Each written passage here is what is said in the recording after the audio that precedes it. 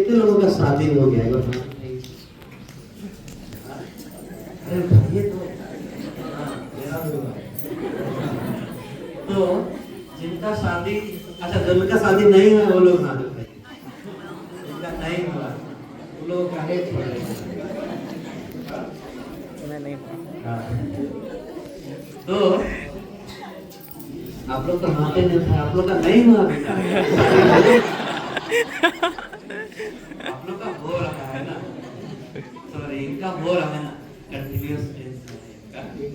तो मैं इसलिए हाथ उठाया कि आज का उद्देश्य सिर्फ आर्यन और सौरभ के लिए नहीं है। जिनका शादी हो चुका है आपके लिए भी है, और जिनका शादी होने वाला है ना उनके लिए भी है। और इसीलिए सब लोग बहुत ध्यान से सुनिएगा कि आज प्रभु शादी के विषय में क्या हमें कहना चाहता है। जब हम शादी का बात सुनते हैं तो बहुत ज्यादा रीझ रंग आ जाता है ना मन में। नया कपड़ा पहनेंगे, शादी करेंगे, डीजे बजाएंगे, नगना बजाएंगे, ढोलकी बजाएंगे, ये पहनेंगे, ये खाएंगे, वो करेंगे, ऐसा वैसा बहुत सारा मन में आता है ना। लेकिन परमेश्वर शादी के बारे में उनका क्या विचार है, या परमेश्वर क्या चीज हमारे लिए बनाया है, उसको आज हम बहुत ही कम समय में जानने का और समझने का प्रयास करेंगे, है ना। तो आप लोग तैयार हैं? चलिए तैयार है ना। तो मैं कई बार शादी में मुझे अवसर मिला है दूल्हा और दुल्हन को संदेश देने का, और मुझे ढेर सारी बातें शादी के बारे में जब हम लोग खोजते हैं किताबों में या एक्सपीरियंस जब लेते हैं, इधर उधर जाते हैं, तो आदम और हवा के बारे में ही मुझे बहुत अच्छा लगता है बतलाने के लिए। क्योंकि उनका सबसे पहला कौन है? पति और पत्नी है ना। सबसे पहले पति पत्नी कौन है? दुनिया के आदम और हवा है। सबसे पहला शादी किनका हुआ था?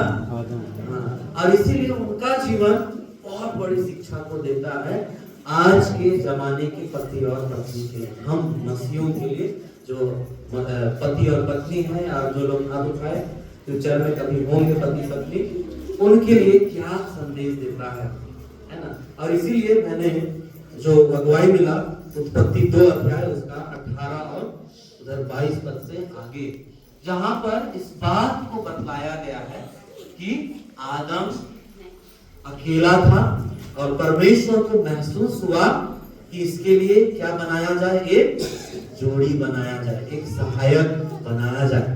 और परमेश्वर ने आदम को भारी नींद में डाल के उसकी पसूली से हवा को बनाया, और इस तरह से वे दोनों पति और पत्नी कहलाए, और इस तरह से वे लोग साथ रहते थे, एक साथ रहते थे, ऐसा बाइबल उनके बारे में बतलाया है। और यहाँ पर हम लोग इस एक बड़ी बड़ी बड़ी बहुत बड़ी बात को हम सीखने पाते हैं कि परमेश्वर ही है विवाह को स्थापित करने वाला। इस बात को आज हम लोग यहाँ पर सीखने पाते हैं, है ना। कई बार सवाल किया जाता है कि आप क्यों शादी कर रहे हैं? और नहीं है जवाब ना, अभी जवाब नहीं है। ऐसा नहीं है अरे मैं बड़ा हो गया शादी कर लेता हूँ, कि अब मैं जॉब करता हूँ तो शादी, मेरे मम्मी पापा बोल रहे थे शादी करने, मुझको पसंद आ गया, ऐसा जवाब होता है ना। इन जवाबों में से कुछ जवाब कई लोग दिए होंगे कि हमको वो फलाना पसंद आ गया है या वो पसंद आ गई है, अब मैं क्या करूंगा? शादी करूंगा। या फिर कई लोग परिवार के लोग चिंता करते हैं, बाबू या बेटी तुम्हारा अब उम्र हो गया है, अब क्या करो? शादी करो। होता है ना ऐसा? आप लोग बातचीत कीजिएगा। कई लोग ऐसा भी कहते हैं कि अब तो सब चीज हो गया माता पिता का, अब मेरा एक ही जिम्मेदारी है कि बच्चों का क्या कर लो? शादी कर लो। इस तरह का हम लोग बोलते हैं। और बाइबल भी बड़ा सुंदर हमें सिखाता है कि शादी परमेश्वर ने हमारे लिए बनाया है, मनुष्यों के लिए, है ना। जैसे आदम के लिए हवा को बनाया, हवा के लिए आदम को बनाया, वैसे ही हर व्यक्ति के लिए परमेश्वर ने क्या बनाया है? इस तरह का नियम को बनाया है, विवाह को स्थापित किया है। इसीलिए हम लोग विवाह करते हैं, है ना। इसीलिए हम लोग क्या करते हैं? क्योंकि ये परमेश्वर ने हमारे लिए बनाया है, क्योंकि वो जानता है कि कोई व्यक्ति अकेला नहीं रह सकता। सबोपदेशक 4 अध्याय उसका 12 पद को, ये 9 पद से आगे हम लोग पढ़ेंगे तो वहां पर क्या कहता है कि 1 से 2 अच्छे हैं क्योंकि उनके परिश्रम का अच्छा फल मिलता है। 1 से 2 क्या है? अच्छे हैं, उनके परिश्रम का फल। एक गिरेगा, यदि उनमें से एक गिरेगा तो दूसरा उसको क्या करेगा? उठाएगा। तो 2 जन का होना जरूरी है ना? बिल्कुल सही बात है। और इसीलिए परमेश्वर ने इस तरह से विवाह को स्थापित किया, क्योंकि आदम वो अकेला था और परमेश्वर को महसूस हुआ। आदम नहीं बोला कि मेरे लिए किसको बनाइए? हवा को बनाइए, मेरे लिए कोई साथी दीजिए, नहीं बोला आदम, लेकिन स्वयं परमेश्वर ने, वो परमेश्वर की अगुवाई में हुआ। और इसीलिए आज सौरभ और आर्यन आप लोग भी विवाह कर रहे हैं। जब हम लोग आदम और हवा का विवाह का जब बात करते हैं तो एक बात उनके जीवन से हमें सीखना चाहिए। जैसे जब आदम और हवा को परमेश्वर ने जब सृष्टि किया और हवा को आदम के पास जब ले गया, है ना, जब ले गया तो आदम क्या कहता है 23 पद में कि अब यह मेरी हड्डियों में की हड्डी और मेरे मांस में का क्या है? मांस है, इसलिए इसका नाम नारी होगा। मतलब यहाँ पर आदम जो है वो क्या कह रहा है कि ये जो मेरे साथ में खड़ी है, जिसको परमेश्वर ने मेरे लिए सृष्टि किया है, ये कौन है?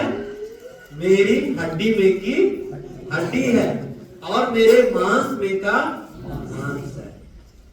मतलब वो दूसरा नहीं है ना, वो कौन है? वो आदम ही है ना, लेकिन उसका नाम क्या हो गया है? हवा हो गया। लेकिन वो कौन है?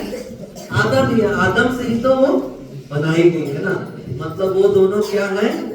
एक है, अलग नहीं है।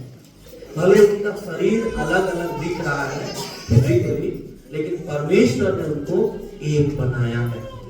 और वो चीज हम आदम की इस कथन से हम सीखने पाते हैं। तो सौरभ और आर्यन, आप लोगों ने क्या सीखा?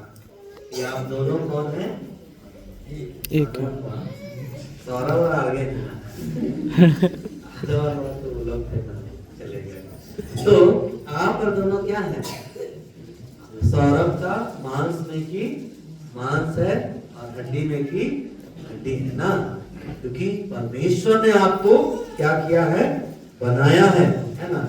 आप लोगों को नहीं पता था ना, कई साल तक, 8 महीना पहले ही पता चला। इससे पहले तो नहीं पता था कि सौरभ मेरा पसूली कौन है ना, और आर्यन को भी नहीं पता था कि मेरा मालिक कौन है, स्वामी कौन है ना। लेकिन परमेश्वर ने सही समय पर आप दोनों को क्या किया? मिलाया। और इसीलिए आज आप एक दूल्हा और दुल्हन होकर के जब आपका शादी हो रहा है तो इस बात को एकदम कंफर्म हो जाइए कि सौरभ को इस बात पे एकदम कंफर्म हो जाना है कि आर्यन जो है वो परमेश्वर ने मेरे लिए क्या किया है? इसको सृष्टि किया है। जैसे आदम को किसके लिए किया था? हवा के लिए। सॉरी, हवा किसके लिए किया था?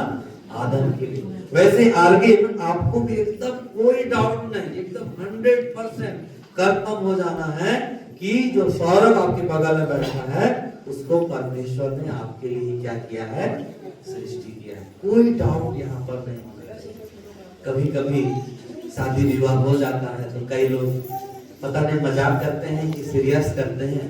4-5 साल हो जाता है शादी का, वो बोलते हैं अरे हम तभी तक से डाउट में नहीं, मेरे लिए बनी है कि नहीं बनी है ना। कई लोग ऐसे डाउट में 10-15 साल निकाल देते हैं ना, फिर बाद में देरी हो जाता है ना। तो आपको एकदम डाउट नहीं करना है। कोई डाउट एकदम क्लियर है ना। जैसे आदम के लिए हवा, हवा के लिए आदम, वैसे सौरभ के लिए आर्यन और आर्यन के लिए सौरभ। ये परमेश्वर ने ये जोड़ा है ना, परमेश्वर ने इसको जोड़ा है। इसीलिए इस बात को कभी मत भूलिएगा कि परमेश्वर ने आपको जोड़ा है। और मत्ती का वो वचन को जरूर याद कीजिएगा। कई लोगों के कार्ड में छपा हुआ रहता है कि जिसे परमेश्वर ने जोड़ा उसे मनुष्य अलग है ना। और एकदम कंफर्म हो जाइए कि ये मेरी ही है, मेरे लिए परमेश्वर ने इसको बनाया। दोनों जन यही इसी विश्वास में आपको रहना है, और यही विश्वास आपके प्यार को, पति और पत्नी के प्यार को और बढ़ाएगा। यही विश्वास आप दोनों को साथ साथ रखेगा जीवन भर। यही विश्वास आगे दुख और सुख में आपकी मदद करेगा, यही विश्वास। लेकिन कई लोग जो डाउट में रहते हैं वही लोग ऐसा हो जाते हैं। कई बार जीवन में कई ऐसी परिस्थितियां आती है जहां पर लड़ाई झगड़े जैसी स्थितियां आती है, उस समय में ये विश्वास आपको क्या करेगा, और ज्यादा मजबूत रखेगा। कई बार परिवार में कई तरह के दुख और संकट आते हैं, कभी कभी आर्थिक संकट आते हैं, कभी कभी शारीरिक संकट आते हैं, कभी कभी और भी कई तरह के बाहरी संकट आते हैं। ये जो विश्वास है कि ये मेरा है, ये मेरी है, ये आपको उस संकट में भी, दुख में भी, परिस्थिति में आपको क्या रखेगा, साथ में रखेगा। इसको कभी मत भूलिएगा कि शादी के दिन पादरी साहब ऐसा ऐसा बात को बोले थे, है ना। अब आदम और हवा की ही बात को मैं बतलाऊंगा। आदम और हवा जब उनका शादी हो गया तब वो लोग कैसे थे, बहुत आनंद के साथ रहते थे, है ना। सब लोग सुन रहे हैं ना, बड़े आनंद के साथ में वे रहते थे। लेकिन वहां पर बाइबल एक बड़ी और बात को बतलाता है, सुनिएगा ध्यान से, कि आदम और हवा जब पति और पत्नी होकर के जब अपना जीवन को जी रहे थे तो उनका जीवन बहुत अच्छा चल रहा था। यूं कहा जाए तो उनका शादीशुदा जिंदगी बहुत सुंदर चल रहा था। लेकिन कब तक चला, है ना, जवाब है कब तक चला, जब तक वे परमेश्वर का आज्ञा का पालन किए। ये इसको ध्यान दीजिएगा, जितने भी पति और पत्नी हैं, सौरभ आगे और जिनका शादी होने वाला है, सुनिएगा ध्यान से। कब तक उनका पारिवारिक जीवन, शादीशुदा जीवन अच्छा चला, जब तक वे परमेश्वर के अधीन में थे, है ना, जब तक वे परमेश्वर का भय मानते थे। लेकिन जैसे ही वे परमेश्वर के अधीन से किसी और के अधीन में आए, शैतान के अधीन में आए, शैतान की बातों में आए, उनका जीवन क्या हो गया, सुंदर से खराब हो गया ना। उनका जीवन में जो आशीष था, अब वो आशीष क्या में बदल गया, श्राप उनको मिल गया। बाइबल में लिखा हुआ है, मैं अपने से नहीं बता रहा, 3 अध्याय में जरूर पढ़ लीजिएगा। 3 अध्याय में बहुत स्पष्ट लिखा हुआ है कि परमेश्वर उनको श्राप दिया, और उनको जो घर रहने के लिए दिया था, आदम का वाटिका, उस वाटिका से निकाल दिया, है ना। तो आज इससे हम क्या सीखते हैं, आज के पति और पत्नी, कि हम जब शादी के लिए जब अपना कदम को आगे बढ़ाते हैं तो ढेर सारा ख्वाब होता है ना आगे। सारा आप लोग कहे कि नहीं, शादी के बाद इधर जाएंगे, उधर जाएंगे, ऐसा वैसा रहता है ना, हमारा परिवार होगा, ऐसे रहेंगे, वैसे रहेंगे। एक बहुत अच्छा हम लोग एक ड्रीम देखते हैं, ख्वाब देखते हैं, और देखना चाहिए, है ना। लेकिन अगर हम परमेश्वर के अधीन नहीं हैं, परमेश्वर के अधीन के बाहर में अपना जीवन को जी रहे हैं, तो कई बार शादीशुदा वालों का जिंदगी क्या हो जाता है, खराब हो जाता है। बहुत दुख और तकलीफ में उनका जीवन चला जाता है। मतलब वे वैवाहिक जीवन का आनंद ही नहीं ले पाते हैं, आनंद ही नहीं ले पाते हैं। और इसीलिए आज यही संदेश आप दोनों के लिए, सुनिएगा, आप सबों के लिए, कि परमेश्वर के अधीन में रहना ये सबसे पहली मांग है परमेश्वर का, हर पति और पत्नी के लिए, कि वे परमेश्वर के अधीन में रहे, परमेश्वर की बात को सुने, ना कि किसी और की बात को सुने। आदम और हवा लोग जब तक परमेश्वर की बात सुनते थे, बड़ा सुंदर उनका जीवन था, बाइबल बतलाता है। लेकिन जैसे वो शैतान की बात को सुने, उनके जीवन जो आशीष आना था, श्राप से भर गया, है ना। आज चाहते हैं आप लोग आशीष पाना, है ना, तो उसका एक ही जवाब है, एक ही चाबी है, परमेश्वर का आज्ञा का हम पालन करें, है ना। परमेश्वर का आज्ञा का हम पालन करें, क्योंकि आज्ञा पालन के साथ में आशीष है ना, आशीष जुड़ा हुआ है। और वो आशीष हम सब के लिए परमेश्वर ने रखा है, हम सब के लिए रखा है। लेकिन अगर हम परमेश्वर के अधीन से बाहर, जो परमेश्वर ने हमारे लिए इस पवित्र वचन में जो नियम बतलाए हैं शादीशुदा लोगों के लिए, पति और पत्नी के लिए, उस नियम के बाहर अगर हम अपना जीवन को जीते हैं तो हम शादीशुदा जीवन में आनंद को हम नहीं हम पा सकते हैं, आनंद को, है ना। हम कमाएंगे तो, लेकिन उसमें खुशी नहीं होगा। घर तो रहेगा बड़ा सा, लेकिन उसमें शांति नहीं रहेगा, है ना। और इसीलिए आज बड़ी शिक्षा यही है पति और पत्नी के लिए, सौरभ और आर्यन के लिए, कि परमेश्वर की बात को सुनने वाले हम रहें। और परमेश्वर कई ऐसी बातों को पति और पत्नी के लिए कहता है। जो लोग शादी करते हैं, शादी में अपना कदम, अपने हाथों को आगे बढ़ाते हैं, उनके लिए कई ऐसी बातों को परमेश्वर कहता है ना, कि वे क्या करें, प्रार्थनामय जीवन को जिए, है ना। क्या करे वे, प्रार्थनामय जीवन को जिए। मैं एक बात को मैं बतलाना चाहूंगा, सुनिएगा सौरभ और आगे, कि जब आदम को परमेश्वर ने बनाया तो उस समय तो वो अकेला था ना, और जब वो अपनी आंखों को जब पहली बार खोला और उसने परमेश्वर की उपस्थिति को महसूस किया, परमेश्वर को उसने महसूस किया। और जब परमेश्वर को लगा कि आदम अकेला है, उसके लिए सहायक बनाऊंगा, 18 पद में लिखा हुआ है, और तब उसने आदम को नींद में डाल के हवा को बनाया। और हवा भी जब पहली बार अपनी आंखों को खोली और उसने भी अपने पास किसको महसूस किया, परमेश्वर को महसूस की, है ना। परमेश्वर को दोनों ने पहली बार परमेश्वर को पाया। और इससे पति और पत्नी के लिए बड़ा संदेश है मसीह, और वो ये है कि पति और पत्नी के जीवन में सबसे पहला स्थान किसका होना है, परमेश्वर का होना है। सबसे पहला यही चीज, यही नियम को कई पति पत्नी तोड़ देते हैं। इसी नियम को, ये जो निर्देश है, इसको कई लोग पति पत्नी तोड़ देते हैं। और ये जो पहला नियम जो है, परमेश्वर को पहला स्थान देना, और इसी में कई दुख और तकलीफ, कई लड़ाई झगड़ा और कई तरह के पारिवारिक चीजों में उलझ के रह जाते हैं। ये पहला चीज को ही कई लोग तोड़ देते हैं।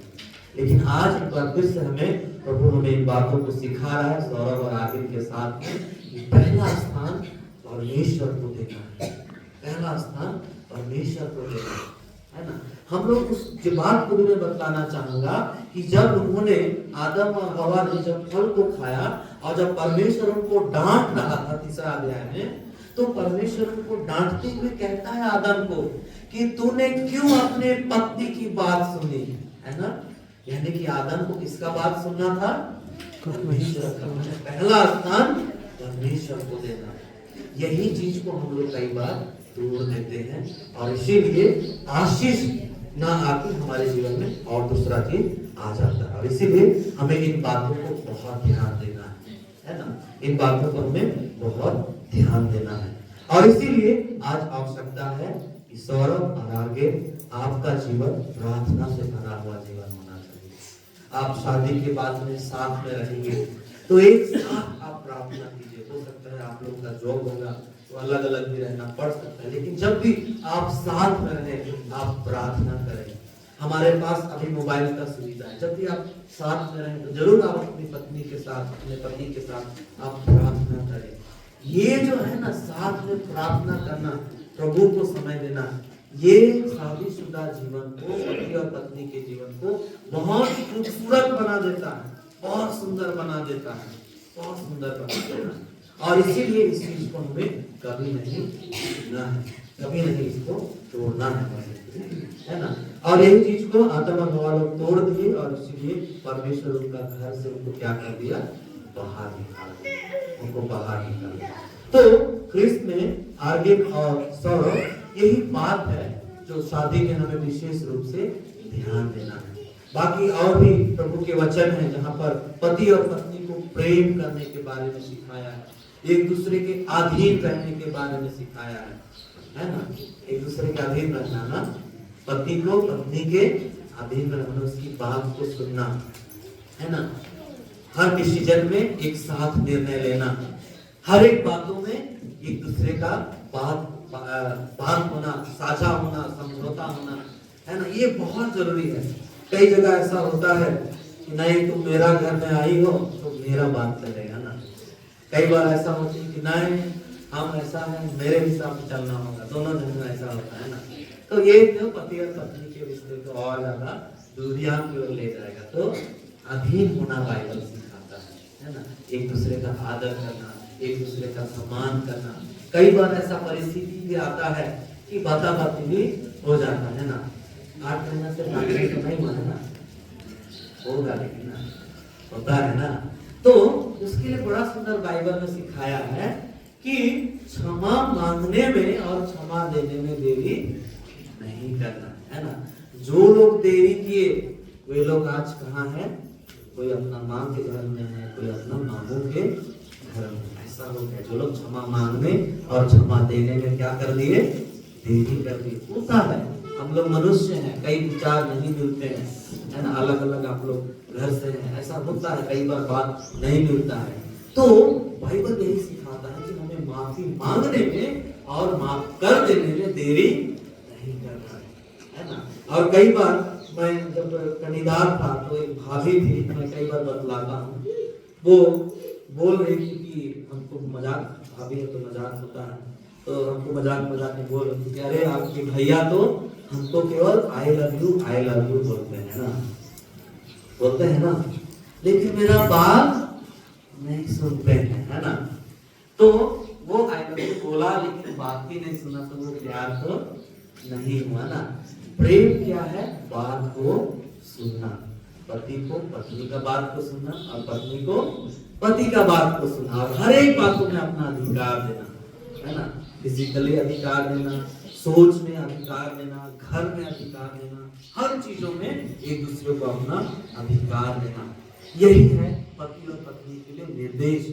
अगर आप इन निर्देशों का पालन करते हैं तो सचमुच में आपका वैवाहिक जीवन बहुत सुंदर होगा, बहुत खूबसूरत होगा, बहुत सुंदर, बहुत खूबसूरत होगा, है ना, बहुत सुंदर और बहुत खूबसूरत होगा। और इसीलिए सबसे पहला स्थान किसको देना है? हाँ, परमेश्वर को देना है सबसे पहला स्थान, है ना। ये सबसे पहला नियम है शादीशुदा लोगों के, पति और पत्नी के लिए। और तब अपने पत्नी से या अपने पति से अपने समान प्रेम करना है ना, क्योंकि आदम कहा ये मेरी मांस में की मांस है, ये मेरी हड्डी में की हड्डी है। तो जैसे हम अपना शरीर से प्यार करते हैं, कहीं पर लग जाता है तो हम तुरंत दवाई खाते हैं, वैसे उससे भी प्यार करना है, अपने पति से, अपने पत्नी से प्यार करना है। क्योंकि कई बार ऐसा होता है कि पति और पत्नी के बीच में वचन नहीं रहता है, परमेश्वर की जो भय होता है वो नहीं रहता है, और कई शादीशुदा लोग लड़ते रहते हैं, नाराज रहते हैं एक दूसरे से, वो एक दूसरे से खुशी नहीं रहते हैं। और वही मैं बोल रहा था ना, जो डाउट रहता है, पता नहीं किससे मेरे साथ, किसका मेरे साथ में शादी हो गया, ऐसा कई सारे लोग ऐसा बोलते रहते हैं, है ना। तो क्योंकि वे परमेश्वर के नियम का पालन नहीं करते हैं, इसलिए ऐसी परिस्थितियां उनके जीवन में आती है। एक बात बतला कर मैं अंत करूंगा। अभी कुछ दिनों में सोशल मीडिया में खूब ज्यादा डिवोर्स वाला न्यूज खूब ज्यादा वायरल हो रहा है। और ये डिवोर्स वाला न्यूज किनका वायरल हो रहा है? जो लोग बड़े बड़े सेलिब्रिटी लोग हैं, आप लोग जान रहे हैं ना, यूथ लोग, आप लोग सोशल मीडिया में ज्यादा एक्टिव रहते हैं। और मैंने उनको देखा है कि वो लोग बहुत शरीर में दिखने में बहुत खूबसूरत है, हैंडसम है, लड़के जो हस्बैंड है वो भी अच्छा है, जो वाइफ है वो भी बहुत खूबसूरत है, पैसे की कोई कमी नहीं है, घर है, गाड़ी है, बंगला है ना। लेकिन क्या कमी है? उनके जीवन में परमेश्वर की उपस्थिति नहीं है, परमेश्वर को पहला स्थान नहीं दे रहा। यही कारण है वे अलग हो गए। पैसा ढेर सारा है, सुंदर भी है वे लोग, फिर भी अलग हो गए। और इसीलिए विवाह की खूबसूरती परमेश्वर का भय मानने में है, परमेश्वर के अधीन रहने में है। तो इन बातों का अगर हम सब लोग पालन करते हैं तो निश्चय शादीशुदा जीवन बहुत खूबसूरत जीवन है, बहुत आनंद, खुशी और शांति से भरा हुआ जीवन। प्रभु इस संदेश के द्वारा सौरभ और आर्यन को बहुत बहुत आशीष दे, और जितने आप लोग सुन रहे थे आप सबों को भी बहुत बहुत आशीष दे। आमीन। बड़ी दूर से आते दोस्तियां